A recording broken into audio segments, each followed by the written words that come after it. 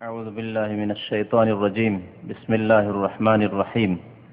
إذا الشمس كورت وإذا النجوم انكدرت وإذا الجبال سيرت وإذا العشار عطلت وإذا الوحوش حشرت وإذا البحار سجرت وإذا النفوس زوجت وإذا الموءودة سئلت بأي ذنب قتلت وإذا الصحف نشرت وإذا السماء كشطت وإذا الجحيم سعرت وإذا الجنة أزلفت علمت نفس ما أحضرت.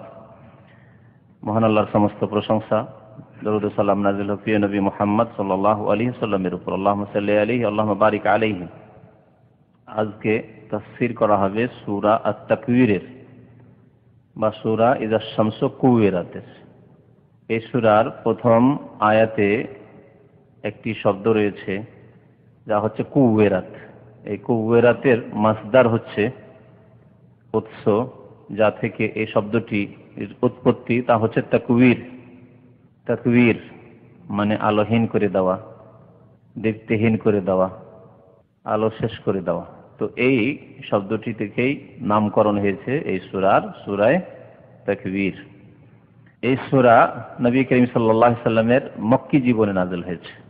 মক্কি জীবনের শাব্দিক বাহ্যিক লক্ষণ একটি বলেছিলাম যে আয়াতগুলি ছোট ছোট, আর অর্থের দিক দিয়ে লক্ষণ বলেছিলাম মক্কি সূরার যে মক্কি সূরায় আকীদা, আল্লাহর প্রতি ঈমান, আখিরাত, পরকাল, জান্নাত, জাহান্নাম, কিয়ামতের অবস্থা এসব বর্ণনা করা হয়েছে। তো এই সূরায় কিয়ামতের বিভিন্ন অবস্থার কথা আল্লাহ পাক উল্লেখ করেছেন। এই সূরা সম্পর্কে নবী করিম সাল্লাল্লাহু আলাইহি সাল্লাম একটি হাদিসে বলেছেন, যদি কোনো ব্যক্তি কিয়ামতকে স্বচক্ষে দেখতে চায়, স্বচক্ষে কিয়ামতকে দেখার মতো দেখতে চায়, কিয়ামত তো দেখা যাবে না চোখে, কিন্তু স্বচক্ষে দেখার মতো যেন, তাহলে সে যেন সূরা ইযা শামসু কুওয়িরাত পড়ে, অর্থাৎ তাফসীর সহ পড়ে। যে না বুঝার আরবিতে তেলাওয়াত করে তাহলে কি সে কিছু অনুধাবন করবে, বুঝবে।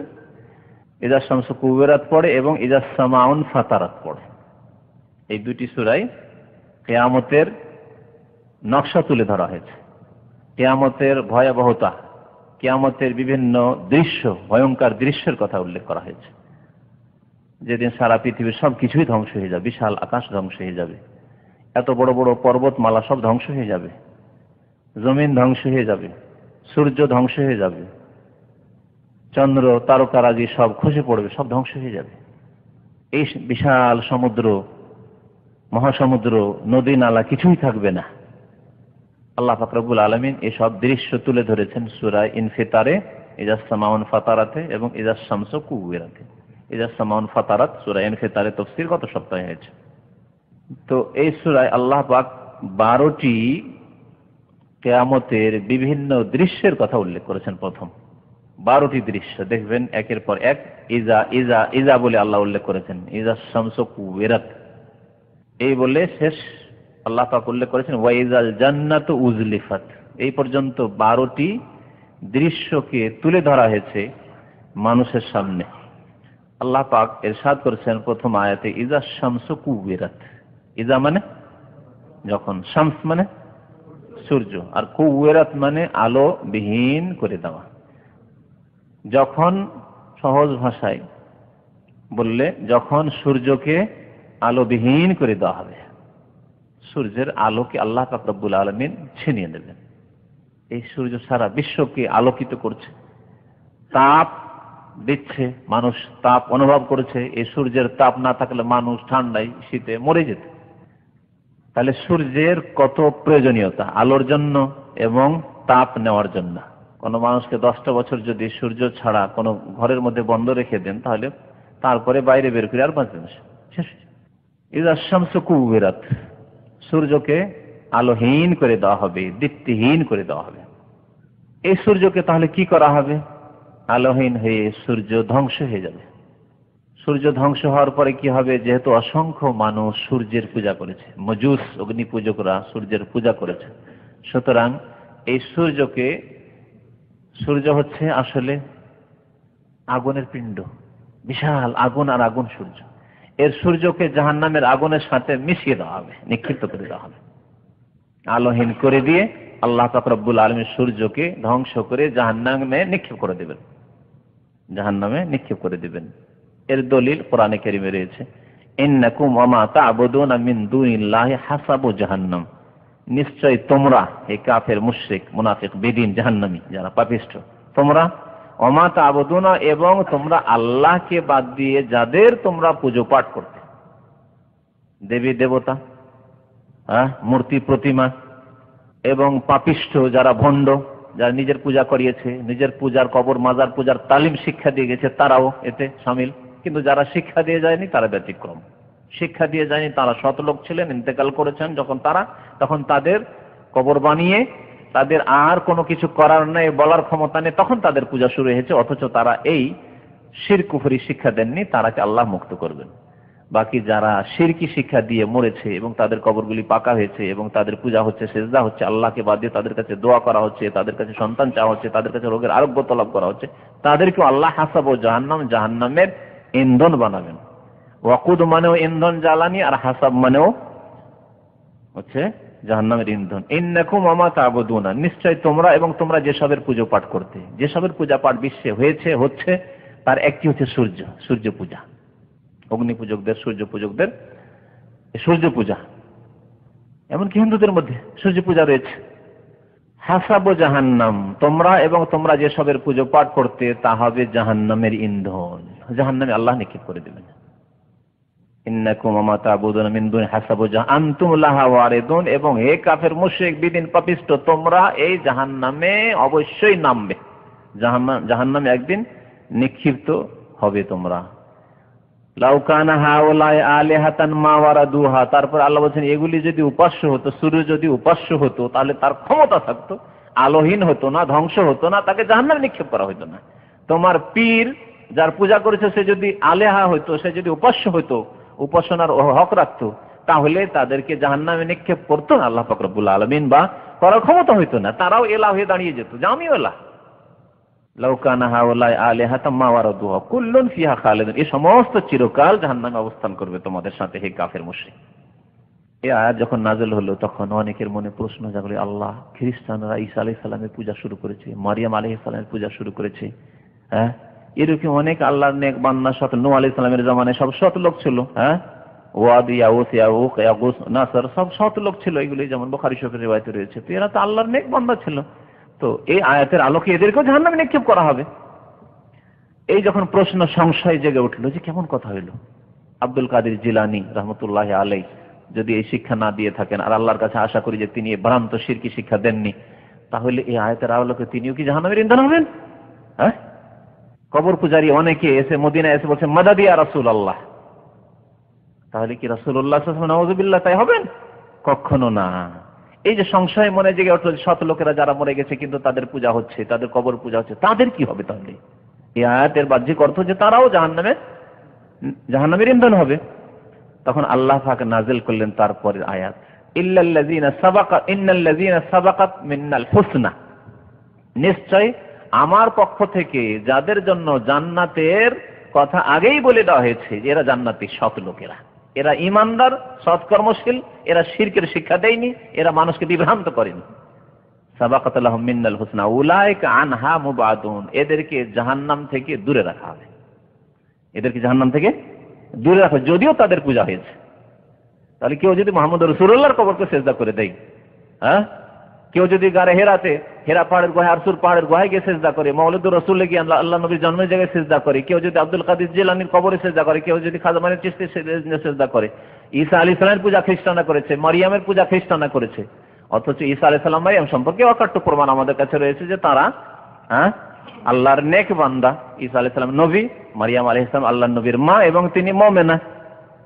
সুতরাং আল্লাহ পাক তাদেরকে উলাইকা আনহা মুবাদুন, দূরে রাখবেন। তো যাই, আসল বিষয় দিয়ে ফিরে আসি, সেটা হচ্ছে যে সূর্যকে আলো বিহীন করে দেওয়া হবে, নিষ্প্রভ, চাঁদকেও। ওয়াইদান নুজুমুন কাদারাত, অন্য জায়গায় চাঁদের কথা রয়েছে, ওয়াইদান নুজুমুন কাদারাত, এবং যখন নক্ষত্র রাজিকে বা তারকা সমূহকে, নজমের জামা বহুবচন হচ্ছে নুজুম, কাওকাবের জামা হচ্ছে কাওয়াকিব, ওয়াইদাল কাওয়াকিবুন তাসারাত পড়েছেন সূরা ইনফিতারে, তাই না? যখন তারকাগুলি খসে পড়বে। এখানে ওই নজুম ইনকাদারাত বলা হয়েছে। ইনকাদারাত মানেও ঝরে পড়ে যাওয়া, খসে পড়ে যাওয়া। আপন আপন কক্ষে যে লেগে আছে, অবস্থান করছে, এই অসংখ্য নক্ষত্র রাজি সব খসে খসে পড়ে যাবে, ধ্বংস হয়ে যাবে। ওয়াইজাল জিবালু সুইয়িরাত, পাহাড় কত ভারী, কত ওজনসই, কত বিশাল পর্বত দেখছেন। পাহাড়ে একটা পাথর উঠাতে পারবেন না, ছোট একটা পাথর গড়ে পড়েছে পাহাড় থেকে, তাই উঠাতে পারছেন না, উঠাতে পারছেন না আপনি, এত বিচক্ষণ মানুষ। আর সে বিশাল বিশাল পাহাড় পর্বত, হিমালয় যত পাহাড় রয়েছে, অহদ, সমস্ত পাহাড় কি হয়ে যাবে, চলমান হয়ে যাবে, এত হালকা হয়ে যাবে, ধ্বংস হয়ে। ওয়াতাকুনুল জিবালু কাল ইহনিল মানফুস, ধ্বনিত পশমের মতো হয়ে যাবে, ধ্বনিত তুলোর মতো বা পশমের মতো হয়ে যাবে। পশম কত হালকা, তুলো যখন ধুনে একেবারে, যারা কি বলে, ধুনে বলে না, কি বলে তাদেরকে, হ্যাঁ ধনকর, তারা যখন ধুনে দেখেছেন তো কত হালকা হয়ে যায়, উড়ে চলে যাচ্ছে, সামান্য বাতাসে সব উড়ে যাবে ধুনে নেওয়ার পর। তো পাহাড় এত হালকা হয়ে যাবে আর বাতাসে চলমান, অস্তিত্বহীন হয়ে যাবে। অসুইয়িরাতিল জিবালু ফাকানাত সারাবা, সূরা নাবাতে আছে। অসুইয়িরাতিল জিবালু, পাহাড়কে এত চলমান করে দেওয়া হবে বাতাসে যে ফাকানাত সারাবা, সেগুলি মরীচিকার মতো হয়ে যাবে, অস্তিত্বহীন। মরীচিকার কোনো অস্তিত্ব নেই, দূর থেকে দেখে মনে হচ্ছে পানি, হ্যাঁ চকচক চকচক চক করেছে, আর পানি মনে হচ্ছে। রোডে যখন দুপুরে দেখবেন, রোডও মনে হচ্ছে পানি, ভিজা কেন রোড, হ্যাঁ। তারপরে বালিতে, আমরা তো নদীর দেশের মানুষ, বালির চরে দেখলে পানি আর পানি মনে হয়, পানি আর পানি মনে হবে। কিন্তু যতই কাছে যাচ্ছেন শুধু বালি আর বালি, বালি আর বালি, পানি পাচ্ছেন না। মরিচিকা কে বলে, দূর থেকে পানি মনে হয় কিন্তু আসলে পানি নয়। তো পাহাড়গুলি ওই রকম মরিচিকার মতো অস্তিত্বহীন হয়ে যাবে। সুইয়িরাতিল জিবালু ফাকানাত সারাবা, সারাব মানে হচ্ছে মরিচিকা। ওয়াইজাল ইশার উত্তিলাত, এবং 10 মাসের গর্ভবতী স্ত্রী যখন উপেক্ষিত হবে, ছেড়ে দেওয়া হবে, রাখাল নেই, মালিক নেই, খোঁজ খবর নেওয়ার নেই। আল্লাহ পাক এই কথা কেন বললেন?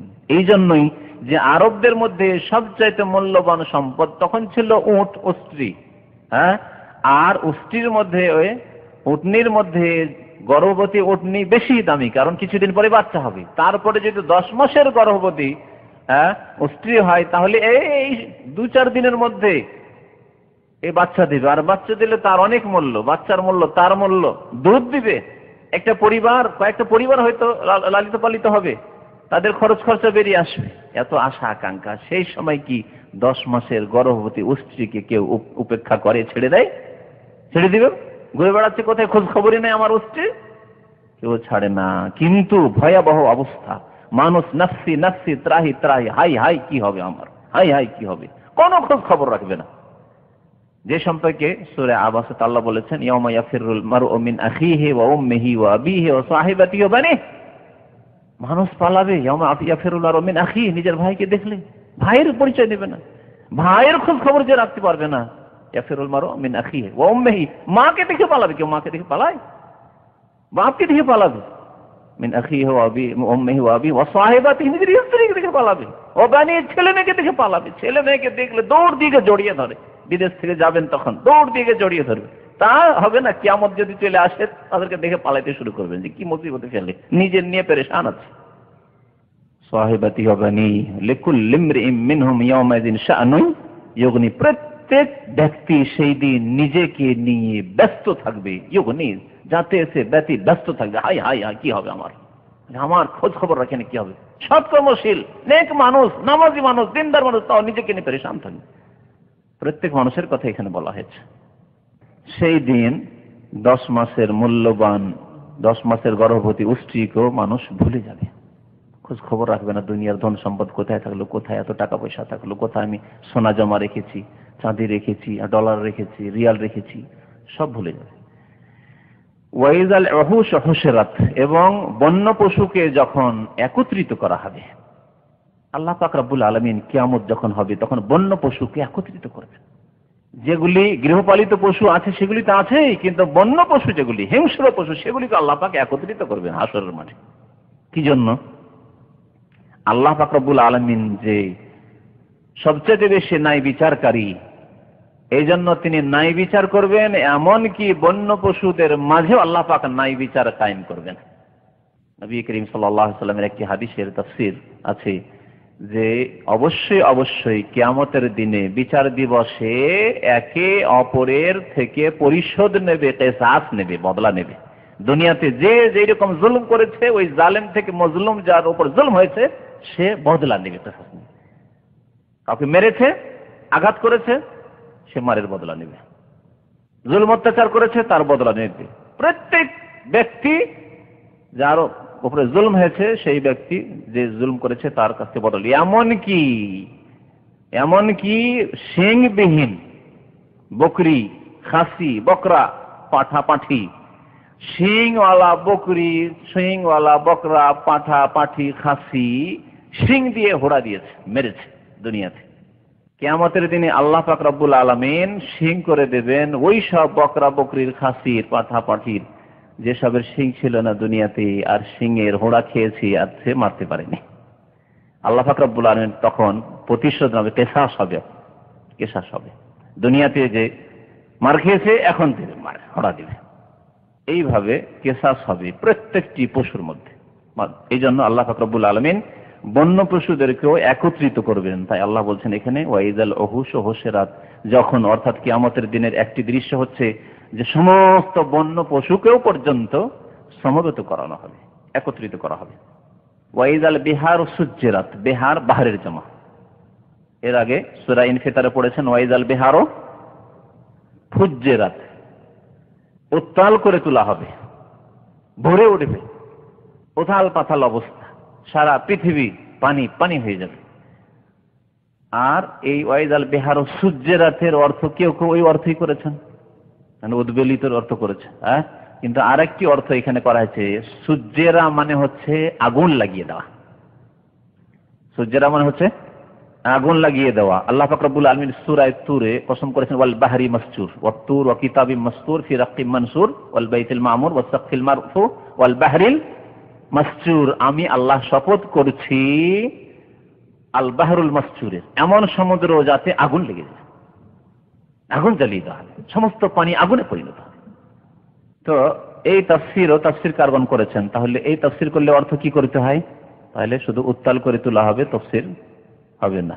আর যদি পৃথক তাফসীর করা যায় তো এতে ভালো যে ওই সূরা ইনফিতারে জানলাম যে উত্তাল করে তোলা হবে, আর এখানে জানলাম যে সমুদ্রগুলিতে আগুন লেগে যাবে, পানি সব আগুনে পরিণত হয়ে যাবে, পানি সব আগুনে পরিণত হবে। এবং এই বিশাল বিশাল আটলান্টিক, প্রশান্ত, ওইসব ভারত মহাসাগর, সমস্ত মহাসাগর জাহান্নামে পরিণত হবে। আল্লাহু আকবার, জাহান্নামে পরিণত হবে। আমি এই মর্মে মনে হয় সূরা ইনফিতারে তাফসীরে হবে বা তার আগে কখনো কিছুদিনের মধ্যে একটি হাদিস শুনেছিলাম। নবী করিম সাল্লাল্লাহু আলাইহি ওয়াসাল্লাম কি বলেছেন? লা তারকাবিল বাহারা, খবরদার তোমরা সমুদ্র পথে সফর করিও না শখ করে। খবরদার তোমরা সমুদ্র পথে শখ করে সফর করিও না, ইল্লা হাজান আও মুতামিরান আও গাজিয়ান ফি সাবিলিল্লাহ। হজের উদ্দেশ্য যদি হয় তাহলে অসুবিধা নেই, চিটাগাং আপনি চাপেন, বোম্বাই চাপেন, কলকাতায় শিপে চাপেন, যেখানে হোক পৃথিবীর, আর আসেন হজে, জেদ্দায় এসে নামেন। আও মুতামিরান, উমরার জন্য আসেন, ঠিক আছে, পানি জাহাজে চাপেন, আপনি জলজাহাজে। আও গাজিয়ান ফি সাবিলিল্লাহ, আল্লাহর রাস্তায় জিহাদের জন্য যাচ্ছেন আর আপনি পানি জাহাজে চাপেন, নেকির কাজ। কিন্তু আপনি ভ্রমণে যাচ্ছেন, কোথায় ভ্রমণে যাচ্ছি? আটলান্টিকের ভ্রমণে যাচ্ছি, খবরদার যেন না, নবী সাল্লাল্লাহু আলাইহি ওয়াসাল্লাম নিষেধ করেছেন। এবং এই নিষেধাজ্ঞা হচ্ছে উম্মতের উপর দয়ামূলক নিষেধাজ্ঞা, জি, অনুগ্রহমূলক নিষেধাজ্ঞা, ভালোবাসামূলক, জি, স্নেহমূলক নিষেধাজ্ঞা। যেমন আমরা ছেলে মেয়েদের নিষেধ, খবরদার বাবা রাস্তায় যাবে না। কি জন্য বলি? রাস্তায় গেলে গাড়ি আসতে পারে, অ্যাক্সিডেন্ট হতে পারে, সেই জন্য। রাস্তায় গেলে যে ছেলেটি দুষ্ট হয়ে যাবে এমন হয়তো চিন্তা করেন না।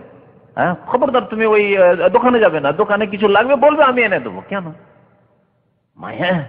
মায়া যে ক্ষতি হইলে আমার হোক, রাস্তা পার হইতে আল্লাহ না করে কোনো আমার দুর্ঘটনা হলে আমার হোক, আমার ছেলে যাতে না হয়। ছোট ছেলে এদিক ওদিক হয়তো খেয়াল করবে না। নবী করিম সাল্লাল্লাহু আলাইহি ওয়াসাল্লাম ওই রকমই স্নেহমূলক, জি, এই আদেশ করেছেন, খবরদার সমুদ্র পথে তোমরা সফর করিও না, শরীয়তি প্রয়োজন না থাকলে সফর করিও না। তারপরে কারণ বলেছেন ফাইন্না তাহতাল বাহরি নারন, কারণ সমুদ্রের নিম্ন স্থানে নিচে কি আছে? আগুন রয়েছে। নবী সাল্লাল্লাহু আলাইহি ওয়াসাল্লাম বলেছেন ওয়াইজান নুফুস যুওয়াজাত। তাহলে ওয়াইজাল বিহারু সুজ্জিরাত মানে কি হলো? তাহলে সমুদ্রগুলিতে আগুন লাগিয়ে দেওয়া হবে। এই তাফসীর মনে রাখেন, উত্তাল করে তোলা হবে, সারা পৃথিবী ধ্বংস হয়ে যাবে। ওয়াইজান নুফুস যুওয়াজাত, এবং প্রত্যেক আত্মাকে বা সমস্ত আত্মাগুলিকে কি করে দেওয়া হবে? পুনঃসংযোজিত করা হবে, বা এক আত্মাকে অপরের সাথে জড়িয়ে দেওয়া হবে। খুব সহজ ভাষায় অর্থ করলে। আর না হলে বলেন, যখন আত্মা সমূহকে কি করে দেওয়া হবে? পুনঃসংযোজিত করা হবে, একে অপরের সাথে সংযোজিত করা হবে, জড়িয়ে দেওয়া হবে। এর তাফসির কি? এর তাফসিরে উলামায়ে কেরামরা তাফসির কারণ বলেছেন যে যে যেমন চরিত্রের লোক, যে যেমন আমলের লোক, যে যেমন ইমানের লোক, যে যেমন আখলাক ইবাদতের লোক, তাদের সাথে তাকে মিলিয়ে দেওয়া হবে। যে যে দলের লোক তাকে সেই দলে ভর্তি করে দেওয়া হবে। তো শোনেন, কি বলছিলাম? যে ওয়াইজান নফুস জুবেজাতের তাফসীর বলছিলাম, আত্মাগুলিকে পুনঃসংযোজিত করা হবে। এই আত্মাগুলির পৃথিবীতে একে অপরের সাথে পরিচিতি ছিল। কেউ কুফরির বন্ধু ছিল, নাস্তিকতার বন্ধু ছিল। অমুক কমিউনিস্ট, আমিও কমিউনিস্ট, তাই আমাদের বন্ধুত্ব। অমুক ওই দল করে, আমি ওই দল করি, তাই আমার সাথে বন্ধুত্ব। এই যোগাযোগ পৃথিবীতে ছিল। অমুক ইমানদার মুমিন, ইলম ভালোবাসে, আমল ভালোবাসে, দিন ভালোবাসে, নামাজ ভালোবাসে, আল্লাহকে ভালোবাসে, রাসূলকে ভালোবাসে, কোরআনকে ভালোবাসে, আমি ভালোবাসি। দুনিয়ায় একে অপরের সাথে ভালোবাসা ছিল, ইমানি ভালোবাসা ছিল, আমলের ভালোবাসা ছিল, ধর্মীয় ভালোবাসা ছিল, দ্বীনি ভালোবাসা, ভ্রাতৃত্ব ছিল। তাই আল্লাহ পাক রব্বুল আলামিন পুনঃসংযোজিত করবেন, অর্থাৎ যে যেমন তাকে তার সঙ্গী বানিয়ে দেবেন কাল কিয়ামতে। আল্লাহ পাক রব্বুল আলামিন সূরা ওয়াকিয়াতে বলেছেন, ওয়া কুনতুম আজওয়াজান সালাসা, তোমাদেরকে তিন ভাগে বিভক্ত করা হবে। আজওয়াজান এখানে জুবওয়াজাত জোড়া জোড়া করে দাও, আর ওখানে তিন জোড়া করা হবে, তিন শ্রেণীতে বিভক্ত করা হবে মানব জাতিকে। তাহলে আল্লাহু আকবার, আল্লাহ পাক রব্বুল আলামিন সমস্ত মানুষকে তিন শ্রেণীতে বিভক্ত করবেন। আল্লাহ কি বলছেন তারপরে? ওয়া কুনতুম আজওয়াজান সালাসা আসহাবুল মাইমানা, একদল হবে ডানপন্থী, অর্থাৎ ডান হাতে আমলনামা যারা প্রাপ্ত হবে, ডান হাতে আমলনামা আসবে। ডান হাতে আমলনামা আসবে তারা কি? মুমিন জান্নাতি, আসহাবুল মাইমানা। তারপরে আল্লাহ পাক কি বলছেন? মা আসহাবুল মাইমানা, জানো কি যে ডানপন্থী কারা, ডান হাতে কারা? আজকালকার ওই রাজনৈতিক ডানপন্থী নয়, আবার ওটা আলাদা, ডানপন্থী আর বামপন্থী। তো ডানপন্থী মানে ডান হাতে যারা আমলনামা পাবে কোরআনে কারীমের ভাষায়। ওয়া আসহাবুল মাশআমা, আল্লাহ বলছেন বামপন্থী, বাম হাতে যারা আমলনামা পাবে তারা হচ্ছে জাহান্নামী। এক কথায় কাফের, মুশরিক, মুনাফিক এবং তাদের অনুসারী, মুসলিমদের মধ্য থেকে তাদের অনুসারী, শিরকে অনুসরণ করেছে, কুফরিতে অনুসরণ করেছে, নাস্তিকতে অনুসরণ করেছে, পাপ করে অনুসরণ করেছে, খুন করে অনুসরণ করেছে, জিনা করে অনুসরণ করেছে, কাফের, মুশরিক, মুনাফিকদের নামাজ ছাড়া অনুসরণ করেছে। কাফের হিন্দু নামাজ পড়ে না, মুসলিমও নামাজ পড়ে না। এক কথায় পাপের কাজে কাফের, মুশরিক, মুনাফিকদের যারাই অনুসরণ করে ইত্তেবা করেছে তারা হচ্ছে ওয়া আসহাবুল মাশআমাতি, মা আসহাবুল মাশআমা। জানো আসহাবুল মাশআমা কারা? বামপন্থী কারা, বাম হাতে আমলনামা কারা পাবে? তৃতীয় শ্রেণীর কথা আল্লাহ পাক বলছেন, ওয়াস-সাবিকুন আস-সাবিকুন উলাইকাল মুকাররাবুন। তৃতীয় শ্রেণী হচ্ছে অগ্রগামী, অগ্রগামী ওয়াস-সাবিকুন, যারা অগ্রগামী আমলের ক্ষেত্রে, ইমানের ক্ষেত্রে। দেখেনি পিছন দিকে যে আমার চাইতে দুর্বল ইমানের কি আছে? আমি তো 4 ওয়াক্ত পড়ছি, কেউ তো 3 ওয়াক্ত পড়ে না, 2 ওয়াক্ত পড়ে না। আমি তো 5 ওয়াক্তই পড়ি, কিন্তু মাঝে মাঝে জামাত ছুটে, কেউ তো আসলেই নামাজ পড়ে না। ওই শব্দ পিছন দিকে দেখেনি, সামনের দিকে দেখেছে, অগ্রগামী। ফরজ ওয়াজিব তো আদায় করছি, সুন্নাত আদায় করছি, কিন্তু তাহাজ্জুদটা পারছি না। আমাদের দাম্মামে 2-3 জন করতে পারে, আমি কেন তার একজন হইতে পারবো না? সাবিকুন আস-সাবিকুন, ইলম শিখে অনেকে আমার থেকে উন্নত হয়ে গেছে, অ্যাডভান্স হয়ে গেছে, আমি কেন এত পিছনে পড়ে থেকে যাব? সবাই ইলম শিখে, কিছুই জানতো না তারা ইলম শিখে এত তারা ইলম রাখে এখানে এসে শিখে ইসলামিক সেন্টারে, আমি কেন শিখতে পারবো না?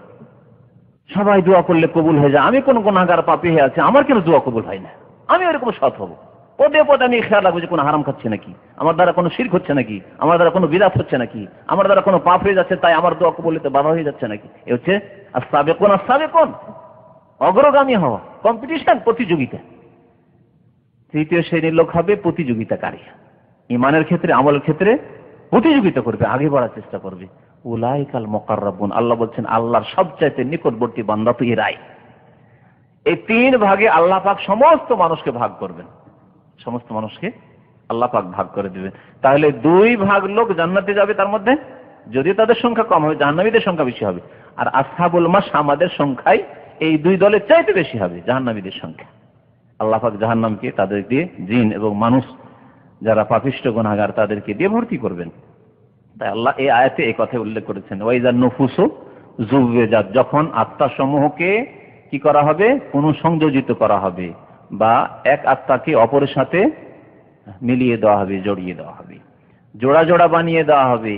যাও, তুমি তো ওর মতের সাথে একমত ছিলে, হ্যাঁ, তার মতবাদে বিশ্বাসী, কার্ল মার্কসের মতবাদে বিশ্বাসী ছিলে, যাও। তুমি গান্ধী মতবাদে বিশ্বাসী ছিলে, তুমি ওই জাতীয়তাবাদী বিশ্বাসী ছিলে, তুমি ধর্মনিরপেক্ষতা বিশ্বাসী ছিলে, তুমি পীর তন্ত্রে তাসাউফে বিশ্বাসী ছিলে, তাদের দলভুক্ত তুমি হয়ে যাও। তুমি বিশ্বাসী ছিলে যে আল্লাহর যে গৌস কুতুব পৃথিবী আছে, তারা পৃথিবী ধারণ করেন, পৃথিবী নিয়ন্ত্রণ করেন, যাও তাদের দলে ভর্তি হয়ে যাও। এইভাবে ওয়াইদান নুফুসু যুওয়াজাত। আর যারা এইসব শিরকি, কুফরি, বিদাতি, অনইসলামিক চিন্তাধারায় বিশ্বাসী ছিল না, তারা মুমিন সৎকর্মশীল, তাদেরকে আলাদা করা হবে। ওয়াইদান নুফুসু, তাদের এক অপরকে মিলিয়ে দেওয়া হবে, একে অন্যের সাথে সাক্ষাৎ করে দেওয়া হয়, এই যে তোমার সাথী, এই যে তোমার বন্ধু, এই তোমার সাদিক। ওয়াইদান নুফুসু যুওয়াজাত ওয়া ইযাল মাউদাতু সুইলাত। এবং যখন জীবন্ত দফনকৃত কন্যাকে জিজ্ঞাসা করা হবে, জীবন্ত যে শিশু কন্যাকে দাফন করে দেওয়া হয়েছে তাকে আল্লাহ পাক জীবিত করবেন, কিয়ামতের মাঠে হাজির হবে সেই নাবালিকা বা সাবালিকা হোক কন্যা, যাকে হত্যা করে দিয়েছে জালেম পিতামাতাই। আল্লাহ পাক তাকে জিজ্ঞাসা করবেন। তাকে কেন জিজ্ঞেস করবেন? তার হিসাব নেওয়ার জন্য? তার হিসাব নেওয়ার জন্য না, তার মাতা পিতাকে লাঞ্ছিত করার জন্য। যেমন দুনিয়াতে যখন কেসের বিচার হয় কোন আদালতে, তখন যে নির্যাতিত মজলুম তাকে ডাকা হয়, আসামিকেও ডাকা হয়, আর বাদীকে ডাকা হয়। বাদীকে জিজ্ঞাসা করে যে কি ব্যাপার, তোমার যে এই যে মাথা ফাটিয়েছে, তোমার যে হাত নেই, হাত কেটেছে, এটা কেন করেছে, তোমার কেন করেছে? এই যে জিজ্ঞাসা করছে তোমার হাত কেন কেটেছে, তো তাকে অপরাধী বলে না ওর অপরাধ বেশি করে সাব্যস্ত করার জন্য, তার কথা শোনার জন্য তার মুখ থেকে, যে আমি দেখেন জজ সাহেব, আমি কোনো অত্যাচার করিনি, আমি নিরীহ মানুষ বাড়িতে বসেছিলাম, আমি কোরআন তেলাওয়াত করছিলাম, ওই সময় আমার অপরাধ হচ্ছে আমি একজন মুসলিম, তাই যখন তাদের এই যুদ্ধের সময় হলো তখন আমাকে এই অবস্থায় আমাকে এসে মেরে দিল। এরকম হয়েছে না অনেক ঘটনা? আল্লাহু আকবার। কোনো অপরাধ নাই, কোরআন তেলাওয়াত করছে বসে, হ্যাঁ এরা এই দলের লোক হবে, দাও মেরে দাও, আল্লাহু আকবার, দাও একে লাইন করে গুলি করে দাও। কাল কিয়ামতে এগুলি হিসাব হবে। তো আল্লাহ পাক রব্বুল আলামিন শিশু কন্যা জীবন্ত দাফন করে দেওয়া হয়েছে, তাকে আল্লাহ পাক হাজির করবেন আর বলবেন যে বিআইয়ি যামবিন কুতিলাত। আল্লাহ জিজ্ঞেস করবেন যে কোন অপরাধে, বিআইয়ি যামবিন, কোন গুনাহের কারণে তোমাকে খুন করা হয়েছে? তোমার বাবা খুন করেছে, তোমার মা খুন করেছে, গলা টিপে দিয়েছে, পুঁতি দিয়েছে নিয়ে গিয়ে, কেন? বাবা লাঞ্ছিত হবে এবং জাহান্নামে নিক্ষিপ্ত হবে। নবী করিম সাল্লাল্লাহু আলাইহি সাল্লামের জামানার পূর্বে জাহিলি যুগে সব মুশরিকরা নয়, কিন্তু বিভিন্ন গোত্রের অনেক মুশরিকরা লজ্জায় এবং অভাবের ভয়, দুটি কারণ ছিল। মেয়ে জন্মালে কি করলো? জীবন্ত দফন করে দিত, গর্ত খনন করতো, আর তারপরে ধাক্কা দিয়ে দিও, মেয়ে চিৎকার করছে আব্বা আব্বা, কেন বলছেন, কেন বলছেন, মাটি চাপিয়ে দিল। এরকম বহু ঘটনা রয়েছে যা হাদিসে বর্ণনা হয়েছে। মেয়ে চিৎকার করছে, মনে করছে যে কোথায় আমাকে মেহমানি করার জন্য নিয়ে যাচ্ছে, মেহমানদের মেজবানের বাড়ি, ভালো ভালো খাবার পাবো আব্বার সাথে গিয়ে, আর রাস্তায় নিয়ে গর্ত খনন করে রেখেছে, ধাক্কা দিল আর মাটি ফেলতে শুরু করলো। আল্লাহু আকবার। কাল কিয়ামতে আল্লাহ পাক রব্বুল আলামিন সেই মেয়েকে হাজির করবেন, কন্যাকে, শিশু কন্যাকে, আর জিজ্ঞাসা করবেন ওয়াইযাল মাউদাতু সুইলাত বিআইয়ি যামবিন কুতিলাত, তুমি কোন অপরাধ করেছিলে, তোমার বাবা তোমার মায়ের কি ক্ষতি করেছিল যে তারা তোমাকে এভাবে খুন করেছিল, জীবন্ত দফন করে দিয়েছিল। এটি হচ্ছে একটি কিয়ামতের দৃশ্য।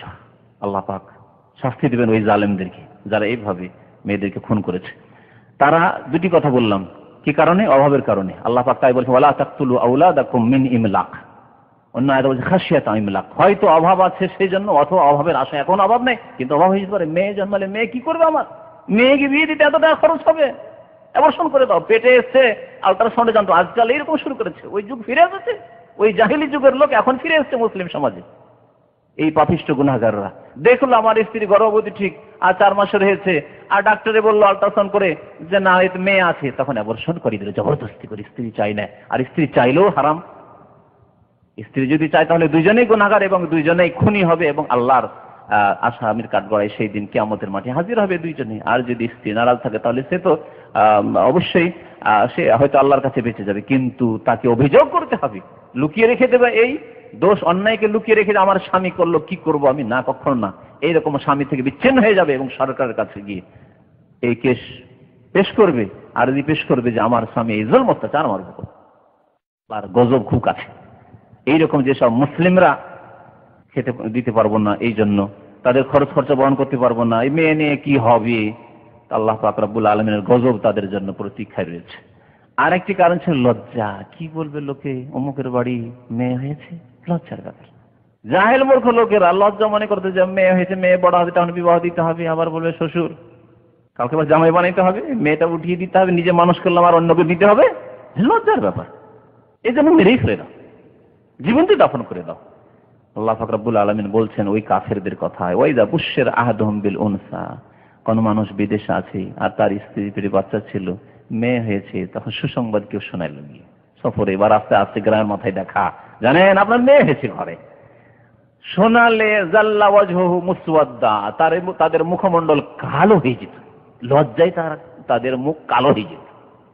ওয়া হুয়া কাযীব, এবং কোথায় যে মুখ লুকাবে তার জায়গা খুঁজে পেত না, কোথায় যে আত্মগোপন করবো, মুখ দেখাবো না কাউকে। কি লজ্জার ব্যাপার, বাড়িতে মেয়ে জন্ম হয়েছে, শিশুকন্যার জন্ম হয়েছে, বরদাস্তি করা যায় না, এই লজ্জার ব্যাপার, মান মর্যাদার ব্যাপার। ইয়াতাওয়ারা মিনাল কওম, বাড়ি এসে এমন লুকাইতো যে গ্রামের লোকের সাথে, এলাকার লোকের সাথে, বংশের লোকের সাথে কারোর সাথে দেখা সাক্ষাৎ করতো না। ইয়াতাওয়ারা মিনাল কওম মিন সুইয়ে মা বুশশিরা বিহি, এই যে খুব খারাপ সুসংবাদ দেওয়া হয়েছে, দুঃসংবাদ দেওয়া হয়েছে, আউযুবিল্লাহ। আয়ুমসিকু আলাহুন, তখন চিন্তা করতে লাগতো যে এই লাঞ্ছনা অপদস্থ অবস্থায়, লজ্জাকর অবস্থায় এই মেয়েকে টিকিয়ে রাখবো, বাঁচিয়ে রাখবো, আম ইয়াদুসহু ফিত তুরাব, না মাটিতে একে জীবন্ত পুঁতে দেব। আল্লাহু আকবার।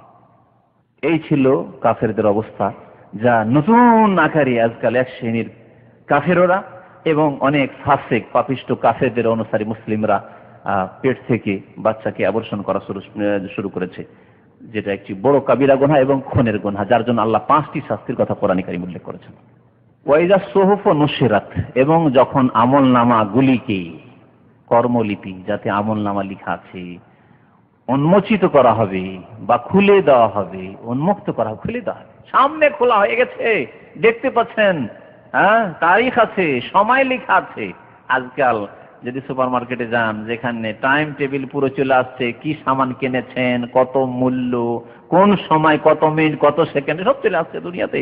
আল্লাহ পাক রব্বুল আলামিনের আমলনামা এর সাথে অনেক বেশি খোঁজ খবর থাকবে, সবকিছু আপনি সামনে। ওয়াজাদু মা আমিলু হাদিরা, আল্লাহ সূরা কাহফ বলছেন মানুষ যা কিছু আমল করেছে তা উপস্থিত সামনে দেখতে পাবে। ওয়ালা ইয়াজলিমু রাব্বুকা আহাদা, তোমার রব কোন ব্যক্তির উপর সামান্যতম জুলম করবেন না। ওয়াইজা সামাউ কুশিতাত, এবং সেই দিন যখন কি করা হবে, আকাশকে কুশিতাত, আবরণ বিহীন করে দেওয়া হবে, বা আকাশের আবরণ অপসারিত করা হবে, আকাশের আবরণ সরিয়ে দেওয়া হবে। কুশিতা মানে হয়, যেমন ছাগল আছে, ছাগলের চামড়া যদি খালিয়ে নেওয়া হয় একে বলে কুশিতা। তো আসমানের কুশিতা করা হবে, মানে আসমানের তাহলে এইরকম চামড়ার মতো কিছু রয়েছে যা সরিয়ে দেওয়া হবে। তাই অনুবাদকারীরা অর্থ করেছেন আবরণকে কি করা হবে, অপসারিত করা হবে বা আবরণ বিহীন করে দেওয়া হবে। এর তাফসীর হচ্ছে আল্লাহ পাক রব্বুল আলামিন আসমানকে ধ্বংস করে দেবেন, আসমান থাকবে না পৃথিবীর এই জমিনের উপর।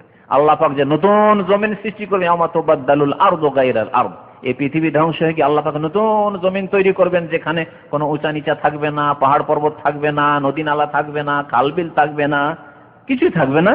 আর সেখানে হাসর মাঠ, বিচার দিবস হবে এবং সবাই সমানভাবে একে অপরকে দেখবে। কোটি কোটি কোটি কত মানুষ, আদম আলাইহিস সালাম থেকে শুরু করে আজ পর্যন্ত, কিয়ামত পর্যন্ত আরো কত মানুষ আসবে, সব এক অপরকে দেখতে পাবে। কার কি হচ্ছে সব চোখের সামনে দেখতে পাবে, আমার কি হচ্ছে, অপরের কি হচ্ছে, একে অপরকে দেখবে।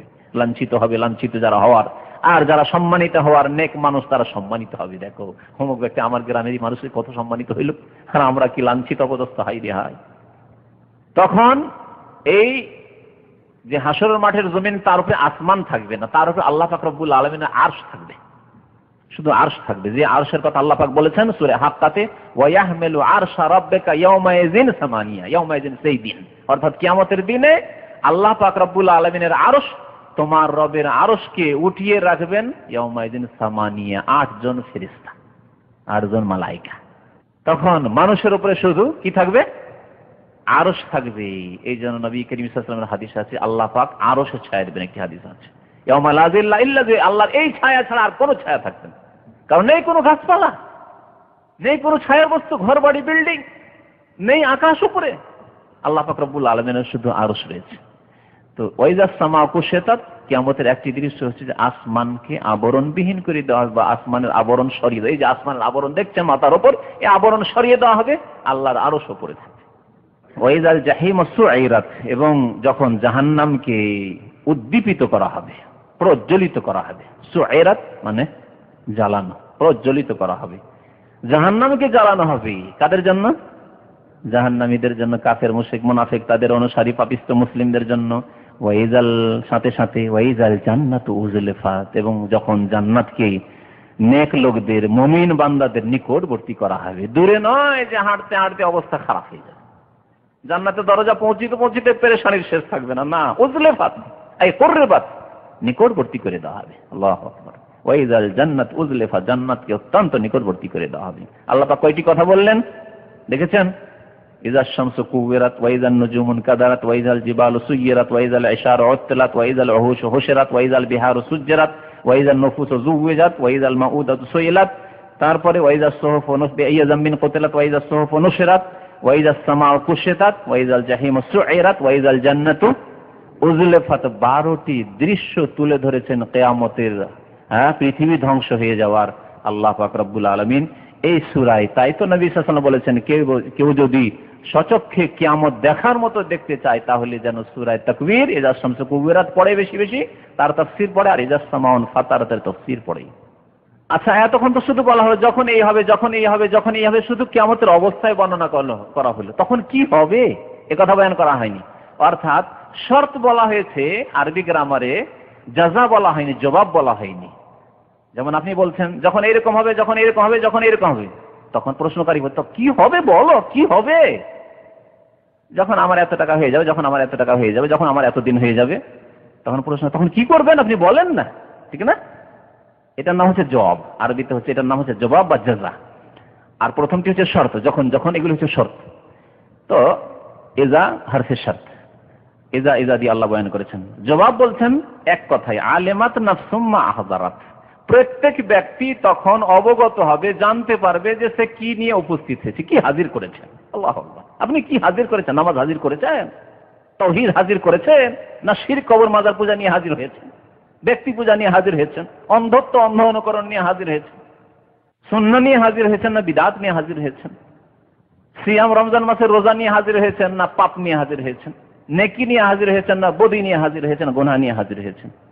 আলিমাত নাফসুম মা আহদারাত, প্রত্যেক মানুষ, প্রত্যেক ব্যক্তি, প্রত্যেক জিন জানতে পারবে, কারণ মানুষ এবং জিনের উপরে আল্লাহ শরীয়তের দায়িত্ব দিয়েছেন। সুতরাং মানুষ এবং জিন জানতে পারবে যে মা আহদারাত, কি সে হাজির করতে পেরেছে, কি উপস্থিত করতে পেরেছে। ইন খায়রান খায়র, যদি ভালো হাজির করতে পারে তো ভালো কথা, আর যদি খারাপ হাজির করে, পাপ নিয়ে হাজির হয়, তাহলে পাপের যে পরিণাম জাহান্নাম রয়েছে তাই পাবে। ফালা উকসিমু বিল খুন্নাস, তারপরে আল্লাহ পাক একটি শপথ করেছেন, আমি আল্লাহ শপথ করছি বিল খুন্নাস, এমন তারকার যা লুক্কায়িত হয়। খুন্নাস ওই খান্নাস থেকে, মিন শাররিল ওয়াসওয়াসিল খান্নাস। আল খান্নাসের অর্থ এমন শয়তান যে কুমন্ত্রণা দানকারী আর আত্মগোপনকারী বলা হয়েছে, তাই না? তো এখানে খুন্নাস মানে এমন তারকা যা লুকায়িত হয়। তারকা দেখছেন দেখছেন, তারপর দেখতে পান না, ডুবে গেল। অথবা প্রথম দিকে নেই নেই নেই, তারপর হঠাৎ করে দেখছেন। তারকারাজির অবস্থা এরকম না? তাই আল্লাহ পাক এই তারকাগুলিকে বলছেন খুন্নাস। ফালাউ, আমি কসম করি, শপথ করি, ওই সব তারকারাজির যা লুকায়িত থাকে, আল জাওয়ারে, এবং চলমান থাকে। আল জাওয়ার মানে আল জাওয়ারি, চলমান, চলতে থাকে। দেখছেন তারকা, দেখছেন চলছে, মনে হচ্ছে চলতে চলতে আল কুন্নাস, তারপরে কি হয়ে যায়? অদৃশ্য হয়ে যায়। তারপরে দেখছেন দেখছেন, যাচ্ছে যাচ্ছে, তারপর অদৃশ্যমান, দেখতে পাচ্ছেন না কিছুক্ষণ পরে, কয়েক ঘন্টা পরে। ওয়াল্লাইলি ইযা আসআসা, এবং আমি আল্লাহ রাতের শপথ করি। ওয়াও কসমের জন্য, ওয়াল্লাইলি মানে রাতের কসম করি। ওখানে উজ্জ্ব রয়েছে একটি ফেল, তা হচ্ছে ওয়া উকসিমু বিল্লাইলি, আমি রাতের কসম করি। ইযা আসআসা, যখন রাত আগমন করে। কেউ কেউ এর অনুবাদ করেছেন আসআসা মানে দুটোই হয়। আরবিতে কিছু শব্দ আছে বিপরীত অর্থ বহন করে, আজাদ বলা হয় ওগুলোকে। আসাও অর্থ হয় আর যাওয়াও অর্থ হয়। ওয়াল্লাইলে, রাতের শপথ করি, ইজা আসআসা, যখন তা কি করে, তা আগমন করে বা তার অবসান হয়। এখানে অবসান হওয়ার অর্থ করেছে, যেটা দ্বিতীয় অর্থ করেছে। কেউ কেউ বলেছে যখন রাত আগমন করে। আর এইটি অর্থ ইমাম ইবনে কাসির রাহমাতুল্লাহ আলাইহি তাফসীর ইবনে কাসিরে প্রাধান্য দিয়েছেন। তারপরে শেখ ইবনে উসাইমিন রাহমাতুল্লাহ আলাইহি জুজে আম্মার যে তাফসীর রয়েছে তার একটি খণ্ডে, তাতেও এটিকে প্রাধান্য দিয়েছেন, কারণ তারপরের কথার সাথে তার সম্পর্ক আছে। তারপরে অশুভে ভোরের কথা আসছে, তাহলে রাত আগমন করছে, তারপরেই তো ভোর আসবে। সেজন্য রাতের যদি আগমনের কথা বলা হয় তাহলে তরতিবটা ঠিক আছে, পর্যায়ক্রমটা ঠিক আছে। তাই অল্লাইলে রাতের শপথ করি যখন রাত আগমন করে বা রাতের অবসান ঘটে যাই করে। ওয়াসুবহি ইযা তানাফাস, দুটি তাফসীর নেওয়া যেতে পারে, এটাও হইতে পারে ওইটাও হইতে পারে। তাবেঈনদের থেকে দুই রকমের তাফসীর বর্ণিত আছে। এবং আমি উসার শপথ করি, হ্যাঁ ভোরের শপথ করি, ইযা তানাফাস যখন তা আবির্ভূত হয় বা তার আবির্ভাব হয়। শপথ করে আল্লাহ কি বলছেন? শপথের জবাব হচ্ছে ইন্নাহু লাকাউলু রাসূলিন কারীম, এই নিঃসন্দেহে এই কোরআন হচ্ছে সম্মানিত বার্তা বহের বা বার্তা বাহকের আনিত বাণী।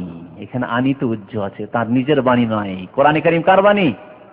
আল্লাহর বাণী, যেহেতু কালামুল্লাহ, সেই জন্য কি বলতে হবে? সম্মানিত বার্তা বাহকের আনিত বাণী। জি, তিনি নিয়ে এসেছেন। কোন তাহলে দূত? কোন বার্তাবাহক? জিবরাইল আলাইহিস সালাতু সালাম। এখানে জিবরাইল আলাইহিস সালামের কথা বলা হয়েছে। আর একটি সূরায় যেখানে রয়েছে রাসূলুল্লাহ সাল্লাল্লাহু আলাইহি ওয়াসাল্লামের গুণ যেহেতু বর্ণনা করা হয়েছে, তারপরে বলা হয়েছে ওমা বিহি কওলি শায়র, তিনি কবি ছিলেন না। সুতরাং সেখানে রাসূল মানে হচ্ছেন মানুষের মধ্যেকার রাসূল মুহাম্মদুর রাসূলুল্লাহ সাল্লাল্লাহু আলাইহি ওয়াসাল্লাম। আর এখানে হচ্ছে রাসূলে মালাকি, ফেরেশতাদের মধ্যেকার রাসূল, দূত। জি কুওয়াতিন, এখানে দেখেন জি কুওয়াতিন বলা হয়েছে, মহাশক্তিধর, যিনি অত্যন্ত শক্তিমান। তিনি কে? জিবরাইল আলাইহিস সালাম। আল্লাহর পরে জিবরাইল আলাইহিস সালামের গুণ বয়ান করা হয়েছে, কারণ রাসূল মানে জিবরাইল আলাইহিস সালাম, দূত তিনি বার্তাবাহক, আর করিম তিনি সম্মানিত, তার একটি গুণ বয়ান করা হল। তারপর আর একটি গুণ জি কুওয়াতিন, তিনি মহাশক্তিধর, অত্যন্ত শক্তিমান। হাদিস আছে যে একটি ডানা দিয়ে যদি আঘাত করে পৃথিবী ছিন্ন ভিন্ন হয়ে টুকরো টুকরো হয়ে যাবে, উল্টো পাল্টা হয়ে যাবে। ইনদাজিল আরশে মাকিন, এবং আরশের অধিপতির নিকট তিনি অত্যন্ত সম্মানীয়। মাকিন, সম্মানীয়। আরশের অধিপতি কে? আল্লাহ পাক রব্বুল আলামিনের নিকট কে সম্মানিত? জিবরাইল আলাইহিস সালাম বড় সম্মানিত। সমস্ত ফেরেশতাদের তিনি নেতা, রাইস, প্রধান চিফ তিনি। মুতাইন, এবং তিনি জি মুতাইন, তার আনুগত্য করা হয়। সমস্ত ফেরেশতা তার আনুগত্য করে। মুতা মানে যার আনুগত্য করা হয়, তার আনুগত্য করা হয়। আসমানে তার আনুগত্য করা হয়। যত ফেরেশতা রয়েছে, অসংখ্য ফেরেশতা রয়েছেন, সবাই জিবরাইল আলাইহিস সালামের যে হুকুম হয় আল্লাহর পক্ষ থেকে, জিবরাইল তুমি ফেরেশতাদেরকে এই হুকুম দাও, কারণ ওহী আল্লাহর আদেশ পৌঁছাতে হবে। ফেরেশতাদেরকে আদেশ পৌঁছান, ফেরেশতারা তখন অনুগত হয়ে যান জিবরাইল আলাইহিস সালাতু সালামের। তাহলে তার একটি গুণ হচ্ছে মুতা। মুতিই মানে হচ্ছে অনুগত, যে আনুগত্য করে, আর মুতা মানে যার আনুগত্য করা হয়। ফেরেশতাগণ হচ্ছেন মুতিঈন, আনুগত্যকারী, আর জিবরাইল আলাইহিস সালাম হচ্ছেন এমন ফেরেশতা যার আনুগত্য করা হয়। সাম্মা আমিন, এবং তিনি কি? আমিন, বিশ্বাসভাজন। আমিন, বিশ্বস্ত ফেরেশতা। আল্লাহ পাকের কত বিশ্বস্ত, বিশ্বাসভাজন, যে আল্লাহ পাক রব্বুল ওয়াহির আমানতের দায়িত্ব দিয়েছেন পৌঁছানোর জন্য। বিশ্বাস না করলে কাউকে দেবেন, যদি একটা চিঠি দিচ্ছেন আপনার স্ত্রীকে, চিঠিটা পাঠাবেন, আর দেশে কোনো আপনার গ্রামের ছেলে যাচ্ছে, জানেন ছেলেটি অত ইমানদার নয়, হয়তো আমার চিঠি খুলে পড়ে নিতে পারি, এই সন্দেহ যদি সামান্য হয়, দেবেন চিঠি? কখনো চিঠি দেবেন না, বিশ্বাসী নয়, বিশ্বাসযোগ্য নয়। কিন্তু বিশ্বাসভাজন যদি হয়, না আল্লাহকে ভয় করে এবং দিনদার লোক, আমানতদার, এবং আমার হিতাকাঙ্ক্ষী, আশা করি ইনশাআল্লাহ আমার চিঠি খুলে পড়বে না। দেবেন না? দেবেন না। কোন মাল সামান পাঠাবেন, অনেকে আছে খেয়ানত করে কিছু খেয়ে নিল, অল্প কিছু দিয়ে দিল, এইরকম হলে আপনি কখনো মাল সামান তার হাতে দেশে দিয়ে পাঠাবেন না। বিশ্বাসভাজন হলে আপনি দেবেন। তো আল্লাহ পাক রব্বুল আলামিন সবচাইতে মূল্যবান যে সম্পদ মানুষের, সেটি হচ্ছে আসমানি হিদায়াত, আর তা হচ্ছে ওহী। ওহী না আসলে মা তাদরি মাল কিতাব ওয়ালাল ঈমান, ঈমান কি তাও জানতেন না, কিতাব কি কোরআন কি তাও জানতেন না, হিদায়াত কি, ইসলাম কি, ঈমানের পিলার কি আর ইসলামের পিলার কি, কি ফরজ কি ওয়াজিব কি, সুন্নাত কি, জায়েজ কি, হালাল হারাম, কিছুই জানতে পারতেন না। আল্লাহ পাক কোরআন বলেছেন। সুবহানাল্লাহ। তাহলে ওহী চাইতে মূল্যবান সম্পদ আর আমাদের জন্য কিছু নেই। আল্লাহ দুনিয়ার সবকিছুই যদি দিতেন, ধন দৌলত, কিন্তু ঈমান থেকে মাহরুম রাখতেন, ওহী থেকে মাহরুম, কোরআনের হিদায়াত থেকে মাহরুম রাখলে হতভাগা জাহান্নামের ইন্ধন। এই মূল্যবান সম্পদের আমানত কাকে ন্যস্ত করা হয়েছে, দেওয়া হয়েছে? জিবরাইল আলাইহিস সালামকে দেওয়া হয়েছে। যাও, নিয়ে যাও, মুহাম্মদ রাসূলুল্লাহ সাল্লাল্লাহু আলাইহি ওয়াসাল্লাম আমার নবী পর্যন্ত তুমি পৌঁছে দাও। হ্যাঁ, তুমি আমার ফেরেশতাদের মধ্যে আমিন বিশ্বস্ত, এবং মুহাম্মদুর রাসূলুল্লাহ সাল্লাল্লাহু আলাইহি ওয়াসাল্লাম হচ্ছেন পৃথিবীতে মানুষের মধ্যে আমিন বিশ্বস্ত, যে তিনি সামান্যতম কোনো ক্ষেত্রে ঘাটতি করবেন না, যেভাবে তার কাছে দেওয়া হয়েছে তিনি সেইভাবে মানব জাতি পর্যন্ত পৌঁছে দেবেন। আল্লাহ পাক তাই ঘোষণা করে দিলেন, আল-ইয়াউমা আকমালতু লাকুম দীনাকুম, দিন সম্পূর্ণ হয়ে গেছে। কোন রকমের মুহাম্মদুর রাসূলুল্লাহ সাল্লাল্লাহু আলাইহি ওয়াসাল্লাম অভাব ত্রুটি ঘাটতি রাখেননি যে আরো কিছু বিদআতদের বিদআত বাড়াইতে হবে, মিলাদ বাড়াইতে হবে, নিয়ত উচ্চারণ বাড়াইতে হবে, কিয়াম বাড়াইতে হবে, কবরগুলি পাকা করতে হবে, চাদর চড়াইতে হবে, সব বাড়াইতে হবে না, সব রাখা হয়নি ইসলামে। শবে বারাত বাড়াইতে হবে, শবে মেরাজ বাড়াইতে হবে, সবিনা পড়া বাড়াইতে হবে, কুলখানি বাড়াইতে হবে। এর জন্য আল্লাহ পাক রব্বুল আলামিন কোনো রাস্তা রাখেননি, আমানত দিয়ে দিয়েছেন জিবরাইল আলাইহিস সালাম আমিনের মাধ্যমে পৃথিবীর আমিন মুহাম্মদুর রাসূলুল্লাহ সাল্লাল্লাহু আলাইহি ওয়াসাল্লামের কাছে, আর তিনি আমাদের কাছে আমানতের সাথে পৌঁছিয়ে দিয়েছেন সাল্লাল্লাহু আলাইহি ওয়াসাল্লাম। আমা সাহিবুকুম বিমাজনুন, তারপর আল্লাহ বলছেন, হে মানুষ তোমাদের সঙ্গী, হে সাহাবায়ে কেরাম, হে আরবের মুশরিকরা তোমাদের সঙ্গী অর্থাৎ মুহাম্মদুর রাসূলুল্লাহ সাল্লাল্লাহু আলাইহি ওয়াসাল্লাম তিনি উন্মাদ নন, পাগল নন। তোমরা পাগল বলো, পাগল, পাগল এরকম কথা বলে, পাগলের তো খেয়াল থাকবে না কি বলছে না বলছে। পাগল এত সুন্দর কথাবার্তা বলতে পারে, আল্লাহর কথা তিনি পেশ করছেন তোমাদের কাছে। ওয়ালাকাদ রাআহু বিল উফুকিল মুবিন, এবং নিশ্চয়ই তিনি মুহাম্মদ সাল্লাল্লাহু আলাইহি ওয়াসাল্লাম রাআহু তাকে দেখেছিলেন, অর্থাৎ জিবরাইল আলাইহিস সালামকে দেখেছিলেন, বিল উফুকিল মুবিন সুস্পষ্ট দিগন্তে। জিবরাইল আলাইহিস সালামকে হাদিসে রয়েছে নবী করিম সাল্লাল্লাহু আলাইহি ওয়াসাল্লাম দুইবার দেখেছেন, একবার পৃথিবীতে, একবার সাত আকাশের উপরে। একবার পৃথিবীতে দেখেছিলেন হীরা পাহাড়ের কাছে, যখন নবী করিম সাল্লাল্লাহু আলাইহি ওয়াসাল্লাম দেখলেন জিবরাইল আলাইহিস সালামকে, কাদ সাদ্দাল উফুক, মনে হচ্ছে একটি দিগন্ত পুরো ঘিরে ফেলেছেন তিনি। 600 ডানা নিয়ে, 600 পাখা নিয়ে একটি দিগন্ত মানে একটি দিক, এই দিক থেকে উত্তর পূর্ব কর্নার থেকে দক্ষিণ পূর্ব কর্নার পর্যন্ত মনে করেন একটি দিগন্ত পুরো ঘিরে ফেলেছেন, আর কিছু দেখা যায় না। জিবরাইল আলাইহিস সালাম, জিবরাইল আলাইহিস সালাম, আল্লাহু আকবার, এত বড় বিশাল মাখলুক আল্লাহ পাক রব্বুল আলামিন জিবরাইল আলাইহিস সালাম এখানে দেখেছিলেন। আর সাত আসমানে মেরাজে গিয়ে নবী করিম সাল্লাল্লাহু আলাইহি ওয়াসাল্লাম জিবরাইলকে আসল রূপে দেখে, আসল রূপে দুইবার দেখেছেন। আর মানুষের রূপে অদৃশ্য, কথা হচ্ছে শুনছেন, কথা বলছেন কিন্তু দেখতে পান না, এরকম ওহী, বিভিন্ন রকম আওয়াজ হচ্ছে একটা ওহীর, কিন্তু তিনি দেখেন না। স্বপ্নে, জাগ্রত অবস্থায়, বিভিন্ন অবস্থায় নবী করিম সাল্লাল্লাহু আলাইহি ওয়াসাল্লাম জিবরাইলকে দেখেছেন, কিন্তু আসল রূপে মাত্র দুইবার দেখেছেন। ওমা হু আলাল গায়বি বিজানিন, এবং তিনি মুহাম্মদ সাল্লাল্লাহু আলাইহি ওয়াসাল্লাম গায়বের ক্ষেত্রে, কোরআন হচ্ছে আমরা জানতাম না যদি আল্লাহ না জানাতেন, অদৃশ্য গায়বের ক্ষেত্রে, ওহীর ক্ষেত্রে, ওহী গায়ব আসমান থেকে এসেছে, এই ক্ষেত্রে তিনি কৃপণ ছিলেন না। কৃপণ কি করে? অফুরন্ত টাকা থাকলেও ব্যয় করতে চায় না। আর ওই রকমই দেখবেন কিছু আলেম শ্রেণী আছে খুব কৃপণ, দিতে চায় না। আলেম এলেম আছে কিন্তু মানুষকে দিতে চায় না, একটু বলেন 5 মিনিট, না না না বলবে না, কিছু দিতে চায় না। আপনার কাছে আছে, দিতে হবে, এলেম থাকলে দিতে হবে, টাকা পয়সা থাকলে দান করতে হবে অভাবীদেরকে, এটা হচ্ছে তার সহি তরিকা। নবী করিম সাল্লাল্লাহু আলাইহি ওয়াসাল্লামের কাছে যখন এলম আসলো, আসমানের এলম, ওহীর এলম আসলো, তিনি সেই ক্ষেত্রে কৃপণতা করেননি, যা এসেছে তিনি সেইভাবে পৌঁছে দেন। বাল্লিগ মা উনজিলা ইলাইক, আল্লাহ বলছেন হে নবী যা নাযিল হচ্ছে তা আপনি পৌঁছিয়ে দিন। তাহলে তিনি এই ক্ষেত্রে কৃপণতা করেননি। আর কেউ কেউ এর অর্থ করেছেন, জানিন মানে করেছেন যে তিনি এই ক্ষেত্রে অপবাদ যোগ্য ছিলেন না, যে তার উপর অপবাদ দেওয়া যেতে পারে না যে তিনি এই ক্ষেত্রে কোন রকমের খেয়ানত করেছেন, ঘাটতি বাড়তি করেছেন, এই করেননি। এই অর্থ কেউ কেউ করেছেন, দুটি অর্থ করা হয়েছে তাফসীরে। এখানে কৃপণতার অর্থ করা হয়েছে, তাই না? এটি হচ্ছে সবচেয়ে মশহুর, কিন্তু দ্বিতীয় অর্থ মনে রাখবেন। যেগুলি অর্থ নেই আপনাদের তাফসীরে নোট করে নিতে পারেন। ওমা হুয়া বিকাউলি শাইতানির রাজিম, এবং এই কোরআনুল কারীম বিতাড়িত শয়তানের বাণী নয়, শয়তানের কথা নয়। কারণ তারা কখনো কখনো বলতো, মক্কার মুশরিকরা, আরবের মুশরিকরা, যে মুহাম্মদ সাল্লাল্লাহু আলাইহি ওয়াসাল্লাম জাদুকর, জাদুকরের কাছে শয়তান আসে, কাহেন জ্যোতিষীর কাছে শয়তান আছে, কুটকুরি কানে বলে যে এই হবে, এই কথাগুলি বলো। তিনি গণকও নন, জ্যোতিষীও নন, আর তিনি জাদুকরও নন যে শয়তান এসে বলবে, শয়তানের বাণী নয়। এ হচ্ছে আল্লাহ পাক রব্বুল আলামিনের বাণী, জিবরাইল আলাইহিস সালাতু সালাম আমিনের মাধ্যমে এসেছে। ফাইনা তাযহাবুন, এসব কথা শোনা সত্ত্বেও কোথায় যাচ্ছ, কোন দিকে বিভ্রান্ত হয়ে ছুটে বেড়াচ্ছ? আল্লাহ বলছেন ফাইনা তাযহাবুন, কোন দিকে তোমরা যাচ্ছ? কোরআনের দিকে যেতে চাও না? আসমানের ওহীর দিকে যেতে চাও না? আল্লাহর বিধানের দিকে যেতে চাও না? ইন হুয়া ইল্লা যিকরুন লিল আলামিন, তা তো একমাত্র সারা বিশ্ব জাহানের জন্য উপদেশ।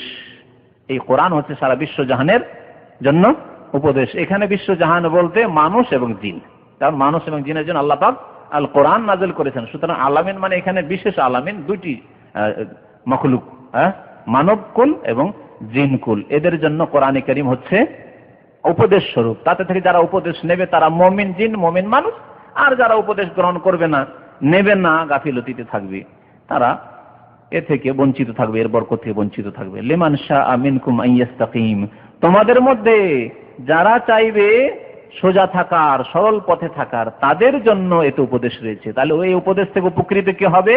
যেই ব্যক্তি সোজা চলতে চাইবে, আমি সোজা চলবো, সোজা খাবো, সোজা দিন পালন করব, সোজা আল্লাহকে ডাকবো, সোজা পথে আমি ইবাদত বন্দেগী করব, নবীর তরিকা ছাড়া আমার কাছে চিশতি, নকশবন্দি, মুজাদ্দিদি, সাহারওয়ার্দী, কাদেরী এসব নেই, এইসব তরিকা নেই, আমার কাছে তরিকা একমাত্র রাসূলুল্লাহ সাল্লাল্লাহু আলাইহি ওয়াসাল্লামের রাস্তা, একমাত্র তার বাতলানো, প্রত্যেকটি ক্ষেত্রে আমার কাছে দলিল কোরআন এবং সুন্নাহ থেকে লাগবে।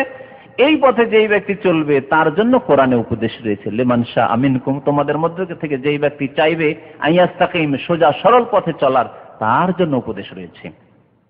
ওমা তাশাউনা, কিন্তু মনে রেখো যে তোমরা চাইতে পারবে না, তোমাদের চাওয়াতে হবে না, ইল্লা আইয়াশা আল্লাহু রাব্বুল আলামিন, যতক্ষণ আল্লাহ পাক যিনি বিশ্বজাহানের প্রতিপালক পালনকর্তা তিনি না চাইবেন। আল্লাহ যা চাইবেন, আল্লাহর চাওয়ার পরে তোমার চাওয়ার অধিকার আছে। তাহলে এই আয়াত দ্বারা বোঝা যায় যে মানুষের চাওয়ার অধিকার আছে, কিন্তু এই মানুষের চাওয়ার অধিকার হচ্ছে, বা মানুষের ক্ষমতা আল্লাহর ক্ষমতা, আল্লাহর ইচ্ছা আল্লাহর চাওয়ার অন্তর্ভুক্ত, আওতাভুক্ত। এর একটি উদাহরণ দিচ্ছি, তাহলে বুঝে আসবে। আল্লাহ চান বান্দার ক্ষেত্রে, মানুষও চাই, নিজের ক্ষমতা আছে আমার চাওয়ার, এখন আমার উঠে যাওয়ার ইচ্ছা আছে, আমার চাওয়ার ক্ষমতা আছে, বসে থাকার আমার ইচ্ছা আছে, আমি ইচ্ছা করলে বসে থেকে গেলাম 2 ঘন্টা, কিন্তু আমার চাওয়ার ওপরে আল্লাহ পাকের চাওয়া।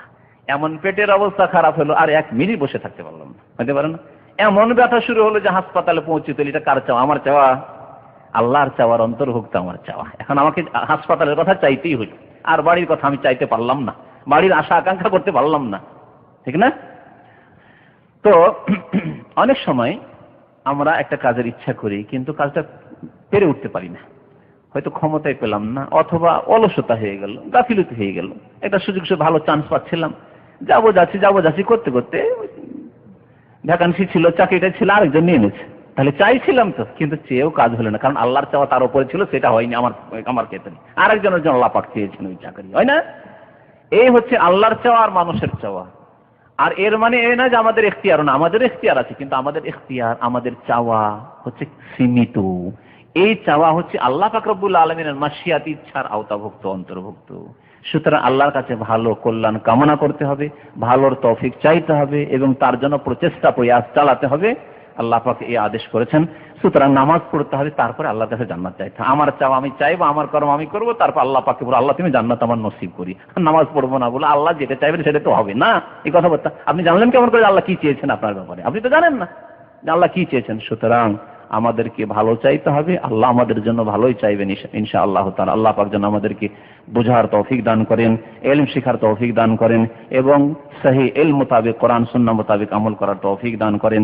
আল্লাহ পাকের কালাম কোরআনুল কারীম আমাদেরকে যেন অনুধাবন করার, বোঝার, তার সহি ইলম হাসিল করার, সহি তাফসীর জানার তৌফিক দান করেন, এবং তার সার্বিক জীবনে বাস্তবায়নের তৌফিক দান করেন।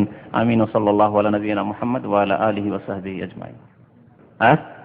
সবকিছু পৃথিবী যখন নতুন তৈরি হবে, আর এই জমিন ছাড়া আর জমিন হবে, তখন আল্লাহ পাক রব্বুল আলামিন আর রাসূল সাল্লাল্লাহু আলাইহি ওয়াসাল্লাম যে হাদিস রয়েছে যে সূর্য তোমাদের একবার নিকটবর্তী হবে, সেটা একেবারে কিয়ামতের বিচারের সময়ের অবস্থা, আর ঘামে মানুষ হাবুডুবু করবে, তাহলে সূর্য থাকবে, হাদিস দ্বারা প্রমাণিত হয়।